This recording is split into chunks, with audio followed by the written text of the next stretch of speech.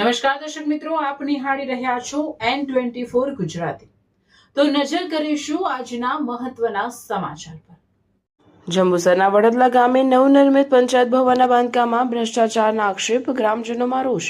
ભરૂચ જિલ્લાના જંબુસર તાલુકાના વડદલા ગામે સરકારની 25 લાખની ગ્રાન્ટમાંથી બની રહેલા નવનિર્મિત પંચાયત ભવનના બાંધકામમાં વ્યાપક ગેરરીતિ થતી હોવાનો મામલો સામે આવ્યો છે। ગામના જાગૃત નાગરિકોને ગ્રામજનોએ કોન્ટ્રાક્ટર સામે હલકી ગુણવત્તાનું મટીરીયલ વાપરીને ભ્રષ્ટાચાર આચર્યાનો ગંભીર આક્ષેપ કર્યા છે। પાયાના કામમાં જ ગેરરીતિ, હજુ તો પંચાયત ભવનના પાયા નખાઈ રહ્યા છે, ત્યાં જ ઈંટ, રેતી, કપચી, સિમેન્ટ અને સળિયા સહિતની સામગ્રી તદ્દન હલકી ગુણવત્તાની વપરાતી હોવાનું ગ્રામજનોના ધ્યાને આવ્યું હતું। ગ્રામજનોએ આ બાબતે અવાજ ઉઠાવી કોન્ટ્રાક્ટરના સુપરવાઇઝરને ઉગ્ર રજૂઆત કરતા બદનામીના ડરે રાતોરાત હલકી ગુણવત્તાનો સામાન અન્ય જગ્યાએ ખસેડીને તેઓ રફુચક્કર થઈ ગયા હતા। વર્ષો પછી ગામને નવું પંચાયત ભવન મળી રહ્યું છે, ત્યારે સરકારી નાણાંનો વેડફાટ અટકાવવા ગ્રામજનોમાં ભારે રોષ છે।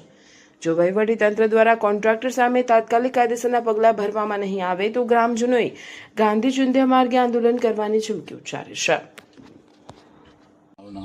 મારું નામ ચિંતનસિંહ યાદવ છે। હું વડદલા ગામનો રહેવાસી છું।